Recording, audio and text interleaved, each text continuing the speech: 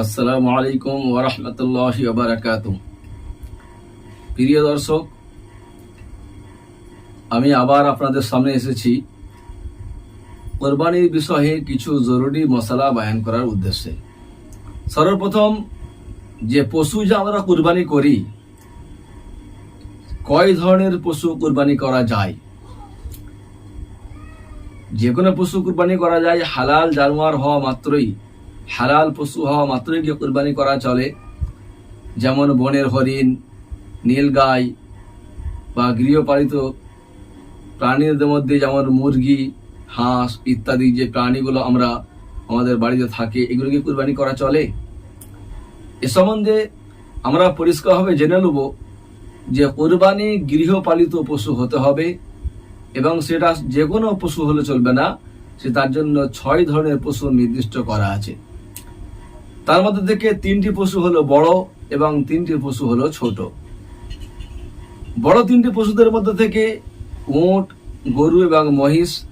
ছোট 3টে পশুদের মধ্যে থেকে ছাগল, ভেড়া এবং দম্বা। এই 6 ধরনের প্রাণী ছাড়া অন্য কোনো প্রাণী দ্বারাই, তাই সেটা গৃহপালিত পশু হোক বা না হোক, অন্য কোনো পশু বা পাখির দ্বারাই কোরবানি করা জায়েজ নয়।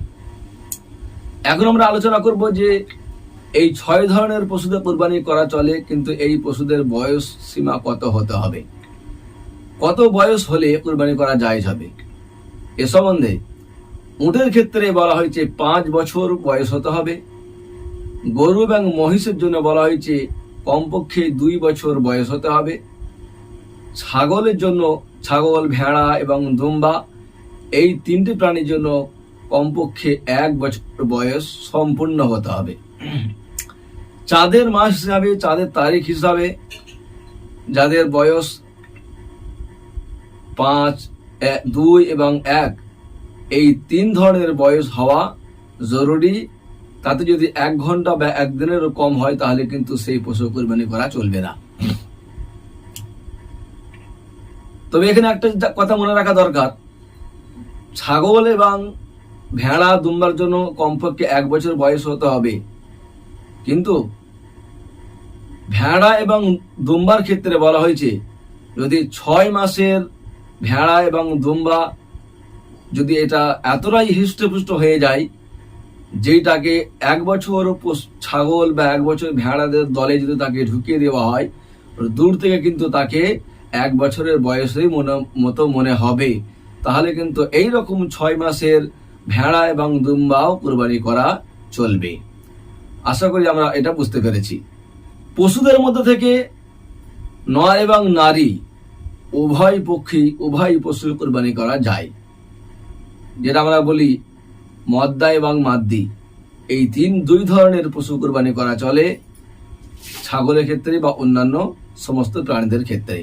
কুরবানির অংশ, একটা কুরবানির পশুতে, বড় কুরবানির পশু থেকে 7 জনের পক্ষ থেকে, সর্বোচ্চ 7 জনের পক্ষ থেকে কুরবানি করা যায়। আর ছোট প্রাণী ছাগল, ভেড়া এবং দুম্বা 1 জনের পক্ষ থেকে কুরবানি করা যায়। তবে বড় পশুদের 7 জন সর্বোচ্চ, যদি 2 জনের পক্ষ থেকে, 3 জনের পক্ষ থেকে, 4 জন, 5 জন, 6 জনের পক্ষ থেকে যদি কুরবানি করা হয়, তাহলেও কিন্তু কুরবানি হয়ে যাবে।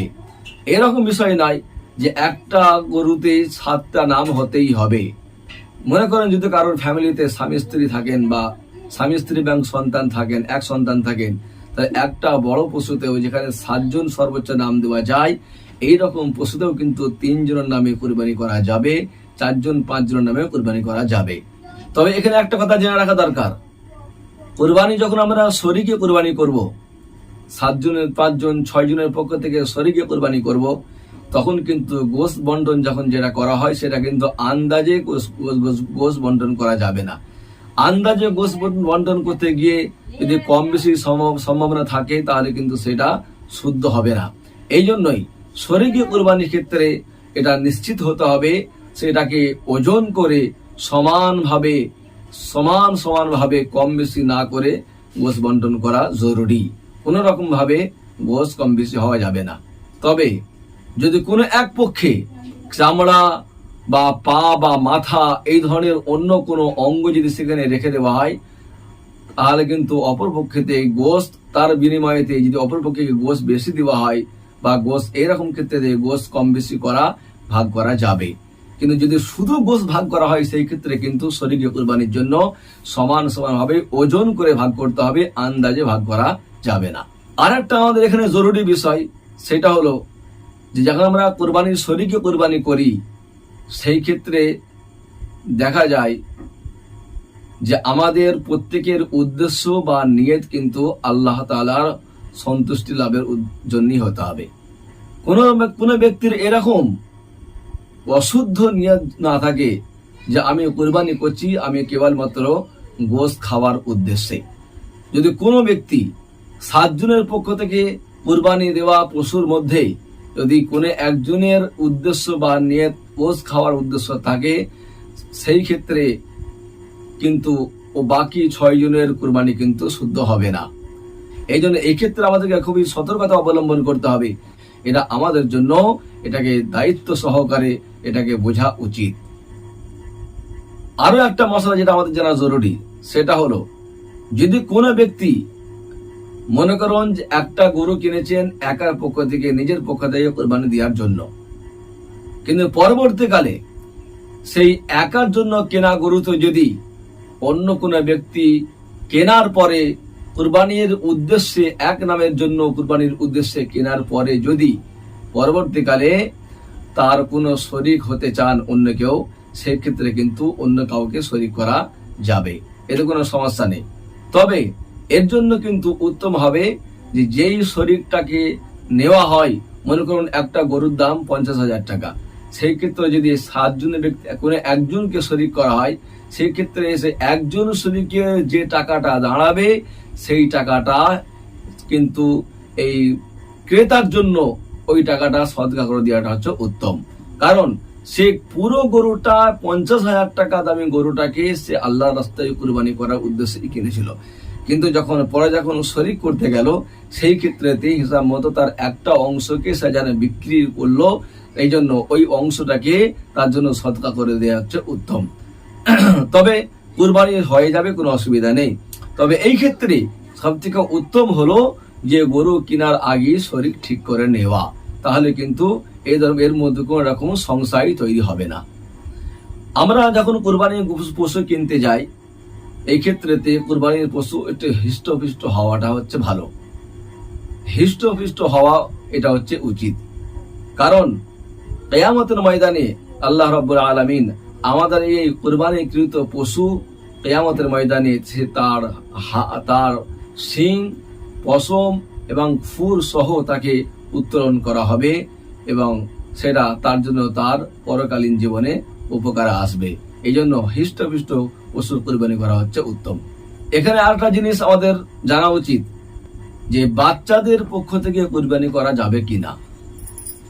যদি কোনো বাচ্চার, মনে করুন বাচ্চার মাল আছে, বাচ্চার নামে অর্থ আছে, সম্পদ আছে, বাচ্চা হচ্ছে সাহেবে নিসাব, এমনই ভাবে কোনো যদি পাগল সুস্থ মস্তিষ্ক সম্পূর্ণ ব্যক্তি নয়, তারও যদি সে সাহেবে নিসাব হয়, তাদের উপরে কুরবানি করা ওয়াজিব কিনা। এই ক্ষেত্রে আমরা বলবো যে কুরবানি ওয়াজিব হওয়ার জন্য 5টি শর্ত ছিল, তার মধ্যে একটি শর্ত এটাও ছিল যে সুস্থ মস্তিষ্ক জ্ঞান সম্পন্ন হতে হবে এবং সাবালক হতে হবে। তাহলে সাবালক হতে পারলে তবেই সেই সাহেবে নিসাবের ক্ষেত্রে কুরবানি করা ওয়াজিব। এই দিকে লক্ষ্য করে বাচ্চার ক্ষেত্রে পরিষ্কার হয়ে গেল যে বাচ্চা যদিও সাহেবে নিসাব হয়ে থাকেন কিন্তু যেহেতু সাবালক নয় জন্য তার উপরে কুরবানি করা ওয়াজিব হবে না। তবে যদি সেই বাচ্চার পক্ষ থেকে যদি তার পিতা বা তার বাপ যদি কুরবানি করে দেয় সেটা মুস্তাহাব হবে, তবে কুরবানি করা বাচ্চার উপরে ওয়াজিব নয় যদিও সে সাহেবে নিসাব হয়। ঠিক উল্টো দিকে যদি কোনো ব্যক্তি সাবালকও হয়, সাহেবে নিসাবও হয়, কিন্তু সে হচ্ছে সুস্থ মস্তিষ্ক সম্পন্ন নয় অর্থাৎ পাগল, সেই ক্ষেত্রে তার উপরে কুরবানি ওয়াজিব হবে না। তাহলে কুরবানি ওয়াজিব হওয়ার জন্য একদিকে যেমন সাহেবে নিসাব হওয়া জরুরি, তার সঙ্গে সাবালক হওয়া জরুরি এবং সুস্থ মস্তিষ্ক সম্পন্ন হওয়াও জরুরি। কিন্তু বাচ্চার ক্ষেত্রে সাহেব নিসাব হলেই হচ্ছে না, যেহেতু সাবালক নয়, এবং পাগলের ক্ষেত্রে সাহেব নিসাব হলেই যথেষ্ট নয়, যেহেতু সে সুস্থ মস্তিষ্ক সম্পূর্ণ নয়। এই জন্য এরকম ব্যক্তিদের উপরে কুরবানি ওয়াজিব হবে না।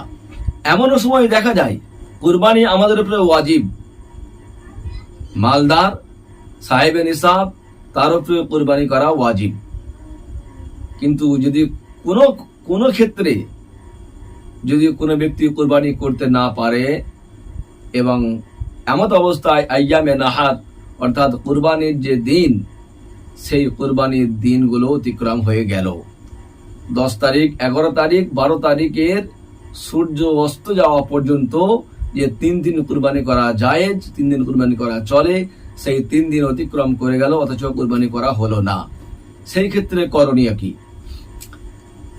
এই ক্ষেত্রে আমাদের জানতে হবে, যদি সাহেবে নিসাব হয়, মালদার হয়ে থাকে এবং সে পশু ক্রয় করে নেয়, কুরবানির পশু ক্রয় করে নেয়, সেই ক্ষেত্রে তার উপরে সেই জীবিত পশু কুরবানি সদকা করে দেওয়া হচ্ছে জরুরি। যে আইয়ামে নাহার যেহেতু অতিক্রম করে গেছে, আইয়ামে নাহার অতিক্রম করার পরে তাকে আর কুরবানি করতে পারবে না, তাকে জীবিত পশু সদকা করে দিতে হবে। তবে যদি কোনো ব্যক্তি অজান্তে পশু কুরবানি করে ফেলে, সেই ক্ষেত্রে কিন্তু সেই পশুর কুরবানির গোশকে সদকা করতে হবে, সেটাকে নিজেদের ব্যবহার করতে পারবে না। আর যদি পশু ক্রয় করা না থাকে, মালদার আইয়ামে নাহার অতিক্রম করে গেছে, কুরবানির দিন অতিক্রম করে গেছে, সেই ক্ষেত্রে বলা হয়েছে তাহলে তাকে একটা ছাগলের মূল্য সদকা করে দিতে হবে, সেই ক্ষেত্রে তাকে আর কুরবানি করা জরুরি হবে না। কুরবানির পশু যদি হারিয়ে যায়, সেই ক্ষেত্রে করণীয় কি? কুরবানির পশু হারিয়ে গেছে, ধনী ব্যক্তি সাহেবে নিসাব, মালদার এবং গরিব উভয়ে কুরবানির পশু ক্রয় করে নিয়েছিল, কিন্তু কোনো কারণে সেই কুরবানির পশু হারিয়ে যায়। হারিয়ে যাওয়ার জন্য উভয় ব্যক্তি অন্য একটা পশু আবারও ক্রয় করে নেন। অন্য পশু ক্রয় করে নেওয়ার পরে দেখা গেল যে আইয়ামে নাহারের ভিতরেই সেই হারিয়ে যাওয়া পশুটি আবার পাওয়া যায়, ফিরে এসেছে। এই ক্ষেত্রে করণীয় কি? এখানে আমাদের জানতে হবে যে সাহেবে নিসাব মালদার যে, তার উপরে কিন্তু মাল থাকার জন্যই আগে থেকে কুরবানি ওয়াজিব হয়ে থাকছিল, সেই জন্য তার জন্য মালদারদের জন্য কোনো পশু নির্দিষ্ট হয় না, যে কোনো একটা পশু কুরবানি করলেই সেটা তার পক্ষ থেকে ওয়াজিব আদায় হয়ে যায়। এই জন্যই যেহেতু দুটো পশু এই ক্ষেত্রে একত্রে জমা হয়ে গেছে, সেই জন্যই মালদার জন্য যে কোনো একটা পশু কুরবানি করলেই যথেষ্ট হয়ে যাবে, দুটো পশু কুরবানি করার প্রয়োজন নেই। অপর দিকে যদি গরিব হয়ে থাকে, যার উপরে কুরবানি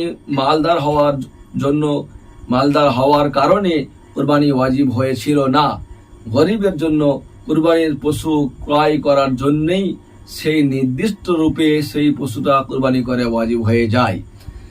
এইরকম গরিব ব্যক্তি যখন দ্বিতীয় পশু আবার ক্রয় করে নিয়েছে, তারপরে যখন প্রথম পশুর আবার ফিরে পাওয়া গেছে, তাহলে দুটো পশু ক্রয় করে নেওয়ার জন্যই দুটো পশুই কিন্তু গরিবের উপরে কুরবানি করা নির্দিষ্টভাবে ওয়াজিব হয়ে যায়। এই জন্যই গরিব ব্যক্তিকে এই ক্ষেত্রে উভয় পশুকে কুরবানি করতে হবে, যেগুলো একটাই কুরবানি করলে যথেষ্ট হবে না। নির্দোষ কোন পশু আপনি কিনে নিয়ে এসেছেন, যে দোষের কারণে পশু কুরবানি করা জায়েজ হয় না, বা যে দোষের কারণে কুরবানি করা নিষিদ্ধ হয়ে যায় পশুতে, এরকম নির্দোষ বা কোনো দোষ ত্রুটি মুক্ত কোন ভালো পশু কিনে নেওয়া হয়েছে। ভালো পশু কিনে নেওয়ার পরে যদি কুরবানির পশুতে ওই রকম কিছু দোষ ত্রুটি দেখা যায়, যে কারণে কুরবানির পশুতে কুরবানি করা নিষেধ হয়ে যায়, এই ক্ষেত্রে বলা হয়েছে তাহলে কিন্তু যদি সে সাহেবে নিসাব হয় বা মালদার হয়ে থাকে, তার জন্য তাকে ওই পশুটাকে বাদ দিয়ে অন্য পশু কিনে তাকে কুরবানি করতে হবে। আর যদি গরিব হয়ে থাকেন, গরিব হয়ে যাওয়ার কারণে তার জন্য যেহেতু পশু কেনার ফলে কুরবানি ওয়াজিব হয়েছে এবং সেই পশুটাই যার জন্য নির্দিষ্ট হয়ে যায়, এই জন্য এরকম গরিব ব্যক্তিদের জন্য কিন্তু ওই পশুটাই কুরবানি করা যায় হবে। এই জন্য নতুন করে কোনো পশু কেনার প্রয়োজন পড়বে না। যে যে কারণে পশু কুরবানি করা নিষেধ, তার মধ্যে থেকে যদি কোনো পশু খোঁড়া হয়, খোঁড়া হয়ে যাওয়ার কারণে এমনভাবে খোঁড়া যে সে তিনটে পায়ে হাঁটতে পারে, একটি পায়ে কোনো রকম ভাবে হাঁটতে পারে না বা পায়ের উপরে ভর দিয়ে চলতে পারে না, এরকম যদি খোঁড়া হয় তাহলে কিন্তু সেই পশু কুরবানি করা যাবে না। লেজ বা কান কাটার ক্ষেত্রে লেজ বা কান যদি অর্ধেক বা তার থেকে বেশি কাটা হয়ে যায়, যাকে বলা হয় অধিকাংশটা কেটে গেছে, সেই ক্ষেত্রে কিন্তু সেই পশু কুরবানি করা যায় হবে না। আর যদি অধিকাংশ লেজ বা কান আছে, কমটা কেটেছে, তাহলে কিন্তু সেই পশুতে কুরবানি করা যাবে। শিং ভাঙা পশুর কুরবানি, শিং যদি গোড়া থেকে উঠে যায়, ভেঙে যায়, তাতে তার মস্তিষ্কতে কোনো ক্ষত বা গর্ত দেখা যায়, তাহলে কিন্তু এরকম শিং ভাঙা পশুতে কুরবানি করা যাবে না। আর যদি কুরবানির পশুর শিং অর্ধেকটা বা কিছুটা ভেঙে গেছে বা ফেটে গেছে, যার মস্তিষ্কে কোনো ক্ষত বা গর্ত দেখা যায়নি, এরকম শিং ভাঙা পশুদের কুরবানি করা যায় যাবে। আর যদি কোনো পশুর শিং যদি তার জন্মকাল থেকেই তার শিং উঠেনি, সেরকম শিংবিহীন পশু কুরবানি করা জায়েজ হবে, এতে কোনো সমস্যা হবে না। অন্ধ পশু কুরবানি করা, অন্ধ পশু যদি তার দুটি চোখ অন্ধ বা একটি চোখ অন্ধ হয়ে থাকে, এরকম অন্ধ পশু কুরবানি করা জায়েজ হবে না। আর একটা যেটা জরুরি মশলা, সেটা হলো গর্ভবতী পশু কুরবানি করা জায়েজ কিনা। গর্ভবতী পশুর সম্বন্ধে বলা হয়েছে কুরবানি করা জায়েজ, কোনো অসুবিধা নেই, কুরবানি হয়ে যাবে। তবে আসন্ন প্রসবকালে তার কুরবানি করাটা উচিত নয়। কিন্তু যদি কুরবানি করে ফেলে অজান্তে, তাহলে কিন্তু তার কুরবানি আদায় হয়ে যাবে। কিন্তু এখানে মশলা হচ্ছে যে যদি